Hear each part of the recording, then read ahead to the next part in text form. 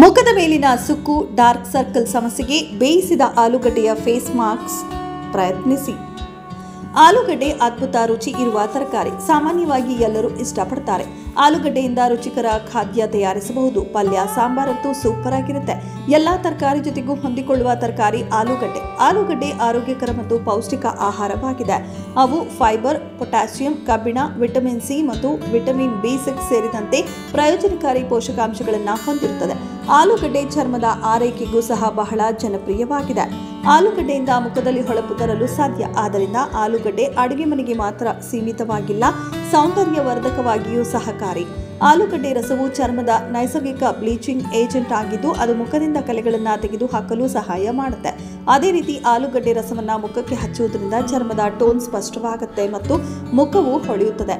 ಚರ್ಮದ ಆರೈಕೆಗಾಗಿ ಹಸಿ ಆಲೂಗಡ್ಡೆಯ ಜೊತೆಗೆ ಬೇಯಿಸಿದ ಆಲೂಗಡ್ಡೆಯನ್ನು ಸಹ ಬಳಸಬಹುದು. ಬೇಯಿಸಿದ ಆಲೂಗಡ್ಡೆ ಮಂದ ಚರ್ಮಕ್ಕೆ ಹೊಸ ಹೊಳಪನ್ನು ತರುತ್ತದೆ.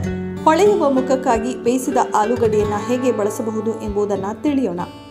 ಒಂದು ದೊಡ್ಡ ಆಲೂಗಡ್ಡೆಯನ್ನು ಬೇಯಿಸಿ ನಂತರ ಸಿಪ್ಪೆ ಸುಲಿದು ಪುಡಿ ಮಾಡಿ ಆಲೂಗಡ್ಡೆ ಚೆನ್ನಾಗಿ ತಣ್ಣಗಾಗಲು ಬಿಡಿ. ಈಗ ಆಲೂಗಡ್ಡೆಗೆ ಸ್ವಲ್ಪ ಜೇನುತುಪ್ಪ ಮತ್ತು ಕಡಲೆ ಹಿಟ್ಟು ಸೇರಿಸಿ ಮಿಶ್ರಣ ಮಾಡಿ. ಮಿಶ್ರಣವು ತುಂಬಾ ದಪ್ಪವಾಗಿದ್ರೆ ಅಗತ್ಯಕ್ಕೆ ಅನುಗುಣವಾಗಿ ನೀರು ಅಥವಾ ರೋಸ್ ವಾಟರ್ ಸೇರಿಸಿ. ಈಗ ಈ ಫೇಸ್ ಪ್ಯಾಕ್ ಅನ್ನು ಮುಖಕ್ಕೆ ಹಚ್ಚಿ 40 ರಿಂದ 45 ನಿಮಿಷಗಳ ನಂತರ ತಣ್ಣೀರಿನಿಂದ ಮುಖ ತೊಳೆಯಿರಿ. ಬೇಸಿಗೆಯಲ್ಲಿ ಸೂರ್ಯನ ಬೆಳಕಿಗೆ ಒಡ್ಡಿಕೊಳ್ಳುವುದರಿಂದ ನಿಮ್ಮ ಚರ್ಮವು ತುಂಬಾ ಶುಷ್ಕ, ಕಪ್ಪಾಗಿ ಮತ್ತು ಒರಟಾಗಿ ಕಂಡು ಬಂದರೆ ನೀವು ಈ ಆಲೂಗಡ್ಡೆ ಫೇಸ್ ಪ್ಯಾಕ್ ಅನ್ನು ಹಚ್ಚಬಹುದು. ಈ ಫೇಸ್ ಪ್ಯಾಕ್ ನಿಮ್ಮ ಚರ್ಮವನ್ನ ನಿಜವಾದ ಬಣ್ಣವನ್ನ ಮರುಕಳಿಸಿರುತ್ತದೆ.